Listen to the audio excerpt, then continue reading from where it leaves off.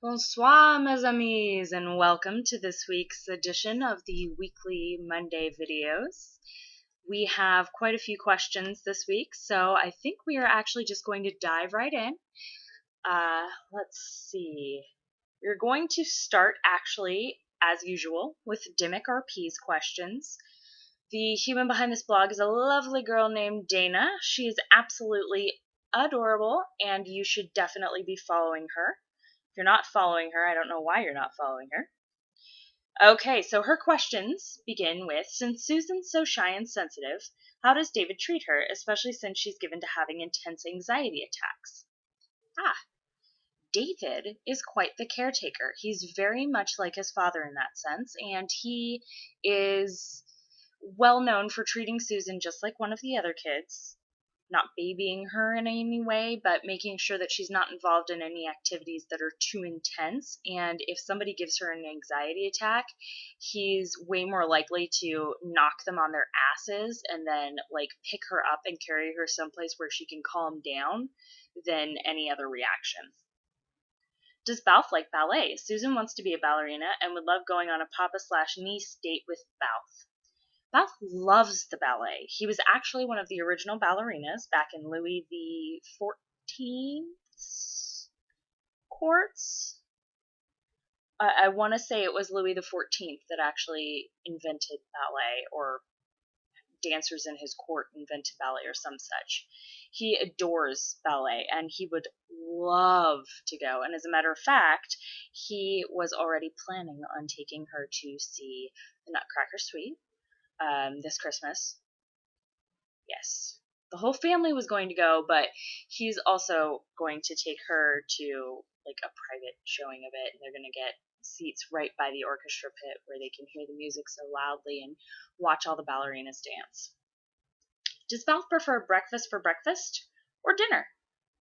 Ooh, that's a good question. He says that both have their merits, but he does find that breakfast for dinner brings a certain forbidden thrill to the usual breakfast fare. Okay, does he prefer pancakes or crepes? He loves crepes. Does Davy think M's too much energy, or does he love it?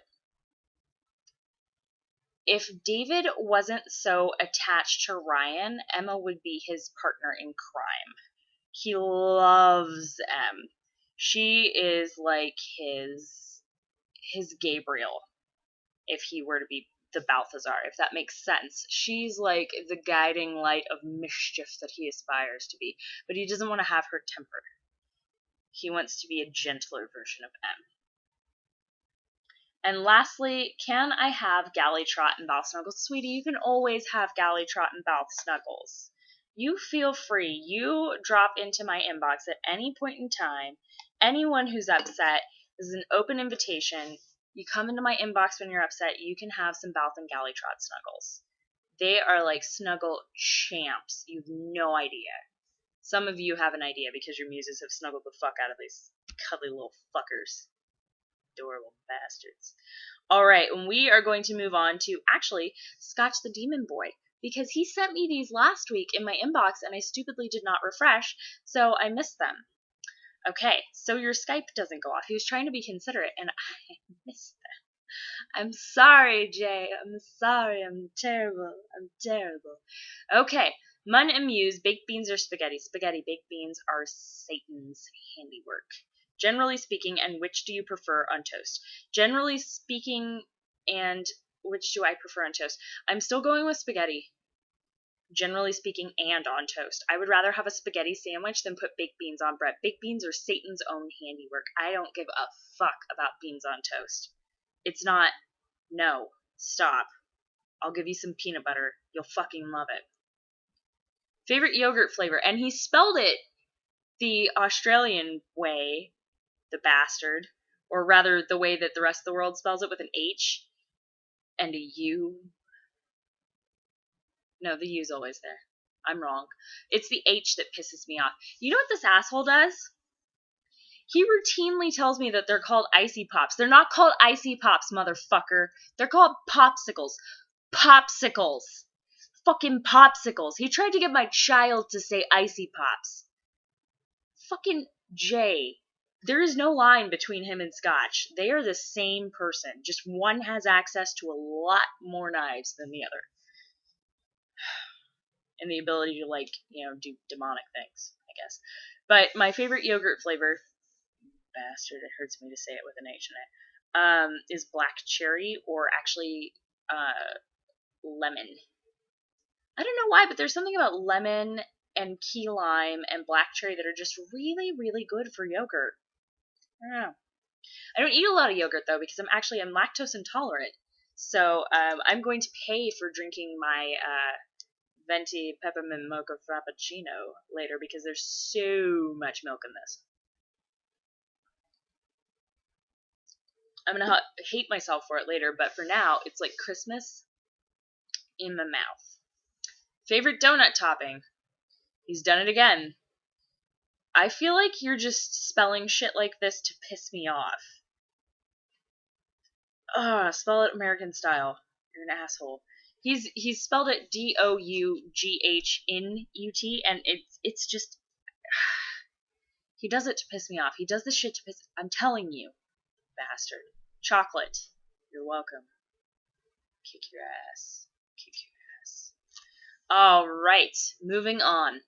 Motor oil and alcohol. That is another one of my sister's blogs. My sister Christina, who runs Angelic Muse and also Southern X Hoodoo, and she's got a Jareth blog. Anyways, Monday questions on the Former Cars blog, because I forgot I had this window open. Oops. What's your favorite kind of pastry? I adore croissants. If I had to pick one pastry that I feel like is the most versatile that I wouldn't actually tire of, probably be croissants. Thoughts on Josh Homme's face and Dave Grohl's shenanigans? Because I love you, sis, she says in parentheses. You little shit. That is what I have to say to you. Fucking Josh Homme and his goddamn face. Sir, can you not, with your face and the hair and the just everything, and Dave Grohl's shenanigans, yes, I have started saying fresh pots at the top of my lungs every morning when I pour myself coffee, which, since we're usually alone in the house because my brother takes the fuck off to his girlfriend's house and my mom goes to her fucking boyfriend's house, but God forbid Dominique should go on a date because, it's been 3 years. That is a rant for another time. Remind me to tell you about the shenanigans and fun that I'm having on OkCupid, by which I clearly mean none of the shenanigans or fun. Alright. Anywho. Favorite game? Board game, video game, flash game, if you play them. For board games, I'm gonna have to go with Clue, because I like the classics. Murder, mystery, intrigue, drama. It's fantastic. Drama when somebody finds out that you've been cheating. Video game. Spyro. Don't fucking judge me. That little purple dragon is just the cutest goddamn thing, and he runs around and gets jewels. He appeals to my inner Balth, okay? He runs around smashing shit and grabbing jewels. That's Spyro's life. He's Balthazar as a fucking dragon. Beat up the bad guys, steal their jewels. Yeah. Thoughts on the fantasy genre in general? Perfection? I don't really think much about my thoughts on the fantasy genre. I really like fantasy because, dragons and fairies and the works. It's just, it's really, really good. It's good. It's a good thing. It's what I grew up with. I was, I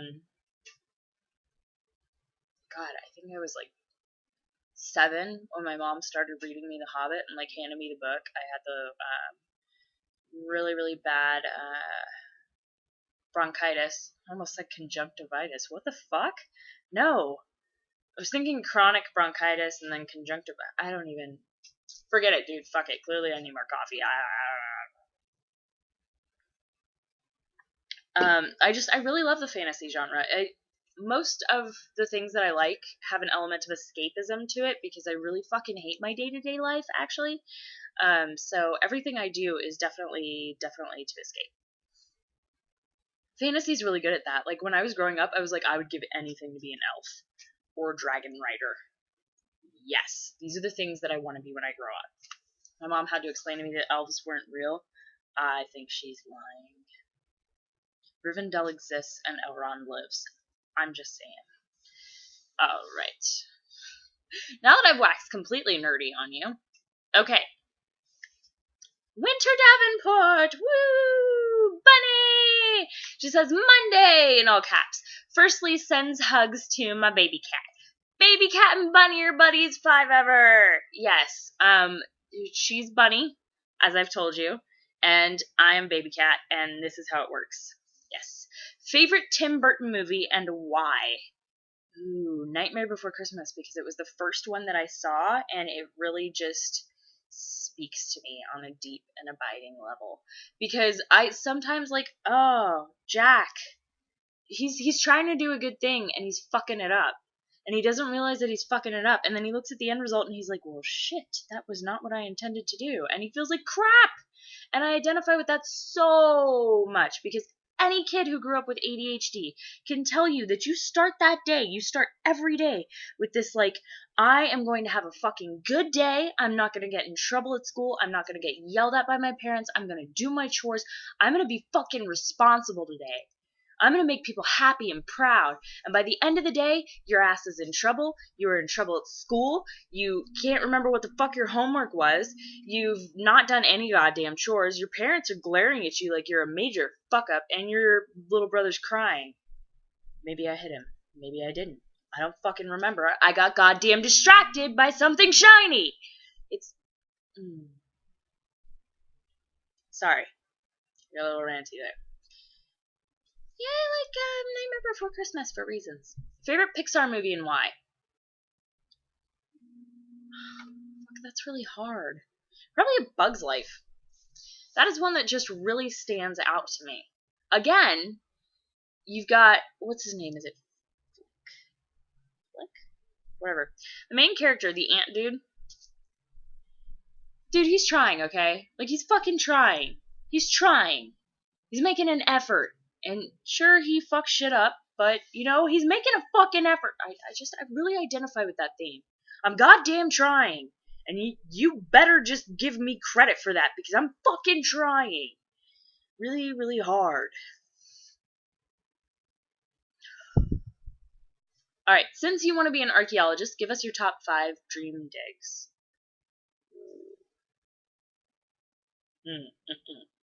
Okay, every archaeologist who ever archaeologied wants to discover Atlantis. Nobody's gonna tell you that they do, but they really fucking do. Those that believe in it. The rest of them are just like, it was just Plato trying to write a morality tale. Go fuck yourself. Atlantis exists.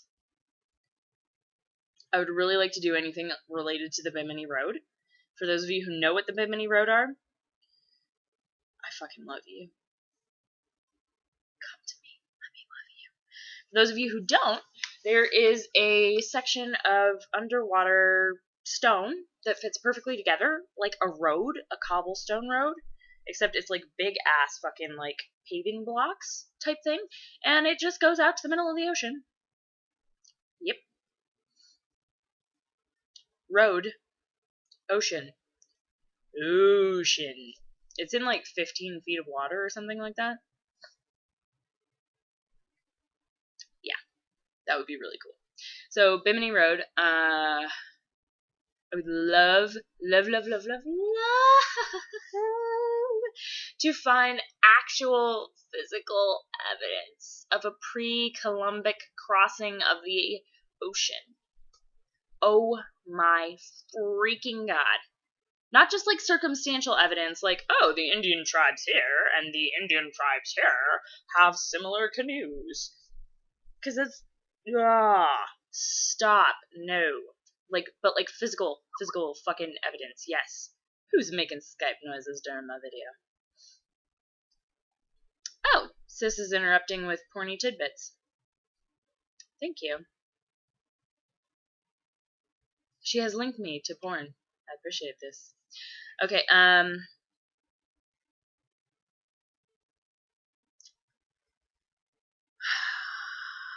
everybody wants to do an Egyptian dig, and I am, yes, Egypt, something in Egypt. Oh, God, that would be so cool.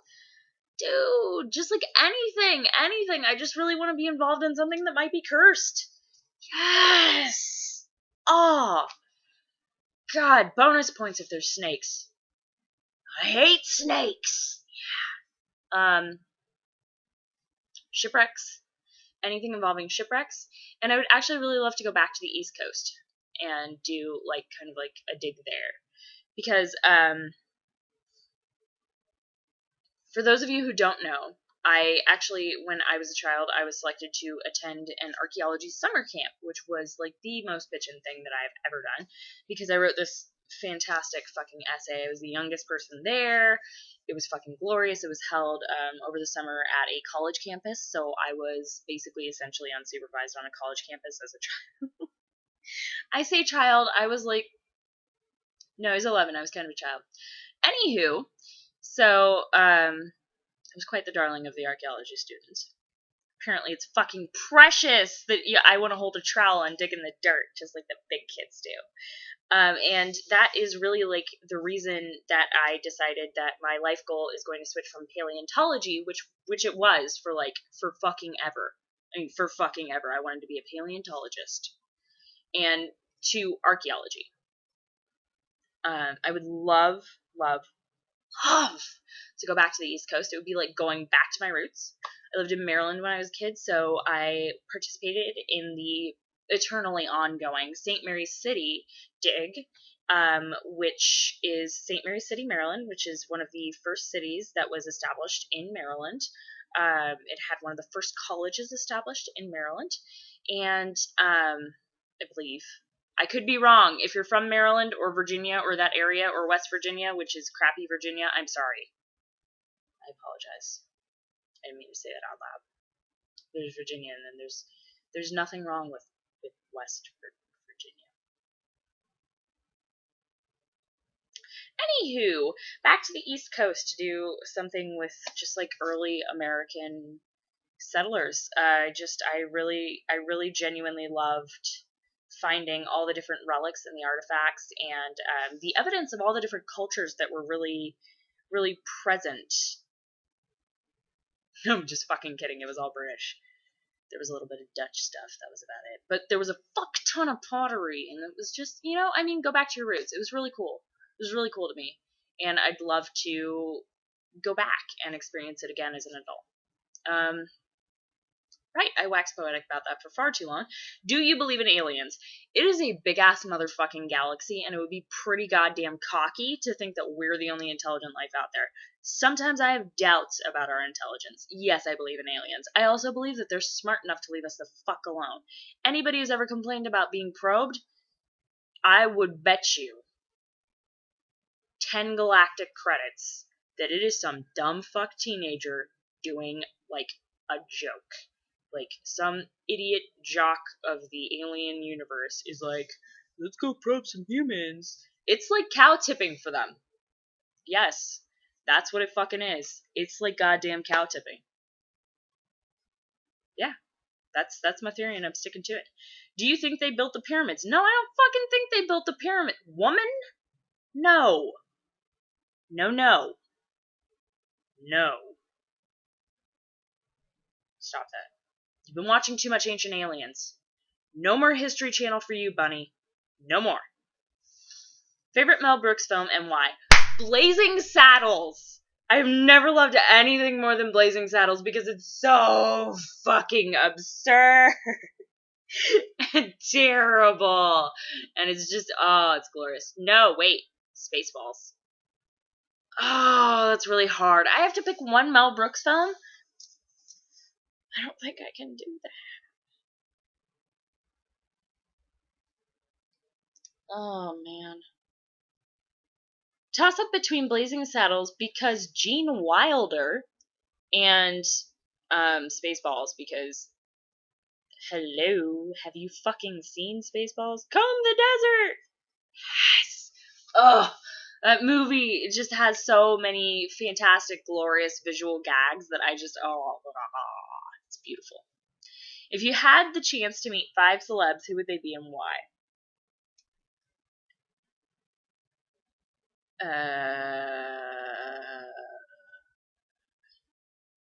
J.K. Rowling, Stephen King, Dean Koontz, Seb Roche, Josh Homme, Dave Grohl. Ha! They come as a pair. You have to put them together. J.K. Rowling, because she inspires the ever-loving fuck out of me. She was a single mom. She wrote Harry Potter. Her kid is never going to have to worry about paying for college. Yes. She's never going to have to worry about whether or not she's got a roof over her child's head or food on the plate on the table for her kid. She's never going to have to worry about, am I going to be able to allow her to participate in sports this year? Am I going to be able to afford it? She's sorted for life. And on top of that, she's created this entire fucking universe of things that just blow my fucking mind, man. And she has changed so many people's lives and just given so many people hope and something that keeps them going. And I would really love to shake her hand and say thank you. Stephen King, because Stephen King is a huge goddamn inspiration to my writing style. I mean, I am detailed, and that is because of J.R.R. Tolkien, Stephen King, Jules Verne, H.G. Wells, Poe, Lovecraft. I read a lot of that growing up.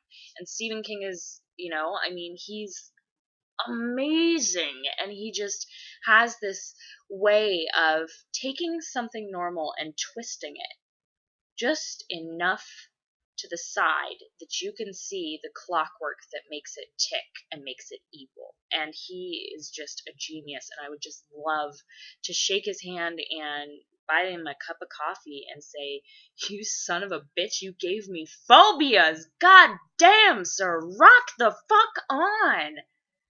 Man, all things serve the beam. All things serve the beam. Dean Koontz, because he's another one of my favorite authors. He is constantly coming up with shit that, granted, he's like a lesser version of Stephen King. Yes, blah, blah, blah, blah, blah. I know. Dean Koontz is the Zune to Stephen King's iPod. I understand. I've heard the jokes. But, I really like his Odd Thomas series. And Odd Thomas gives me hope. Yeah. So, his heroes are flawed as motherfuckers, and they still manage to get shit done. They're not Stephen King's everyman, but they're flawed, deliberately. Vast, gaping flaws. It's fantastic. And then Josh Homme and Dave Grohl, just so that I could be like, you sons of bitches, I hope you realize that you fuckers are the reason why I can't get anything done. Thanks. P.S. Love your music. BT dubs. Amazeballs. That's why. Alright, and Anon. There's an Anon in my inbox. What? With Monday questions. Oh my. How naughty. No, they're really not naughty, actually. For Mun and Muse, favorite phrase in another language. And then second question, favorite curse word in another language. Oh, you have come to the right place. Balthazar says it's extremely cliche, but for him, his favorite phrase in another language is "Voulez-vous coucher avec moi?" Will you come to bed with me? For me, favorite phrase in another language.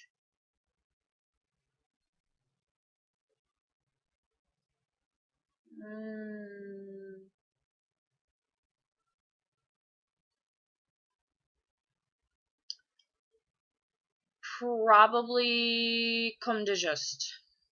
I know it's French, and it's kind of silly because it kind of basically just means naturally, but it's something that I've come to say when I'm being sarcastic. Comme de juste. Naturally, of course, that would happen, Yeah, no, I think that's it. Favorite curse word in another language? Balth's favorite swears are in Enochian, and I can't pronounce them. However, my favorite curse word in another language is probably "Sikilabes," which literally means "what the fuck" in French. And it's something that I say on a very, very frequent basis. In Russian swear words, but I'm not going to teach you those today because I'm not sure about my pronunciation on those. I need to actually like meet someone Russian and be like, hey, can you teach me the proper way to pronounce asshole in your language? Because, you know, I kind of know how to say it, but I'm not sure I know how to say it. Yeah. Okay. No, that's I think that's all of our questions. Oh no, wait. Scotch actually had Skyped me another question. Favorite ancient torture device for the both of you? Yay, Scotchy! Jay asked the best questions, I'm telling you. So Balthazar actually is extremely, extremely, extremely fond of thumbscrews. I did not know that. See, me, I'm more of an Iron Maiden kind of a girl. Lock 'em in, leave 'em in. You're done. Simple. He says that the Iron Maiden is a place for you to wait and reflect until he's done. You know, getting another drink, making himself a sandwich, whatever, and then he's going to take you back out, put you back on the rack, and then do some more. But he is just really exceptionally fond of thumbscrews. He says it's the simplest concept: 2 pieces of wood, 3 metal bars, and a screw that just tightens the wood, and it's just it's agonizing pain. He says it's brilliant. You can keep it in your fucking pocket. He loves it. He fucking loves it. Actually, he says that his favorite ancient torturing device is your own mind. Lock him in the dark. Lock him in the dark and growl. And then there was the bull. The bull. You know what I'm talking about? Like it opens from the bottom, opens from the side. You put a person in, and then you close it, and you light a fire underneath, and it literally cooks them. I could talk about ancient torture devices for fucking ever. There's the rack. That actually pulls your limbs. Yeah, they cinch, your wrists, your ankles, and then they just keep tightening it. They keep tightening it till everything dislocates and it rips off. Oh wow, I should really put a trigger warning on this. I am so sorry, guys. Oh, he likes the stake, actually. Not burning at, but marriage to, essentially. Which would be impalement. He thinks it's terribly creative, and he is actually amazed and astounded at Vlad the Impaler's abilities. He said that he had a fucking field of sobbing corpses that were still wriggling and screaming, or attempting to scream, but they couldn't really draw breath. So, I mean, he was just like, wow, it took some doing to, figure out the exact width that the pole needs to be and the point on top, and you get it all the way through. Genius, he says. Genius. You don't see creativity like that these days. You just don't. Which disturbs me a little bit. But, my muse actually does have an extremely dark side. For example, and I don't know if any of you are following, but there is a torture thread that Balthazar has actually with Scotch the Demon Thief.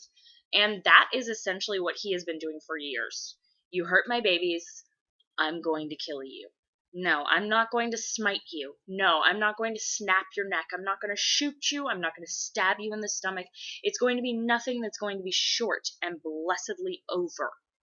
No, I'm going to make a job of killing you. You are going to have pain for hurting my babies. Balth is very, very protective of his babies. Who are his babies? His charges, his younger siblings, humans that he's just kind of adopted along the way. Tony Stark is one of his charges. Don't hurt his baby. Ooh. Natasha? Oh god, I pity the motherfucker that actually finds a way to hurt Natasha. He's gonna fuck their shit up. Scotch is one of his babies. He's got it out for Crowley. Buddy Roo. It's just Balth in a nutshell. He takes revenge when you hurt someone he loves. It's kind of me in a nutshell, too. No, it's not. Well, I'm gonna take like physical revenge. I've rambled enough. Okay. Anywho, so thank you for getting through that. I appreciate the questions, guys. I really, really do. I love doing this. I love interacting with you. I love answering your questions because you guys ask like these amazing, totally bitching questions that are just fan-fucking-tastic, and it really, really, really, really, really makes me happy to sit here and ramble for you guys, and that you like let me sit here and ramble for you is just it's stunning. Thank you. I love you all. I mean, my inbox is always open. I know I say that a lot, but I mean it. My inbox is always open. I am here. If you are upset or having a bad day, or you just don't even want to talk about it, you just want Balthazar snuggles and Gallytrot snuggles, come and say something. Let me know. If I don't know that you're not having a good day, I can't help you feel better. Let me help you feel better. Okay. All right. I love you guys. You know I love you guys. Comme toujours, mes amis. À bientôt. Are you gonna stop this time?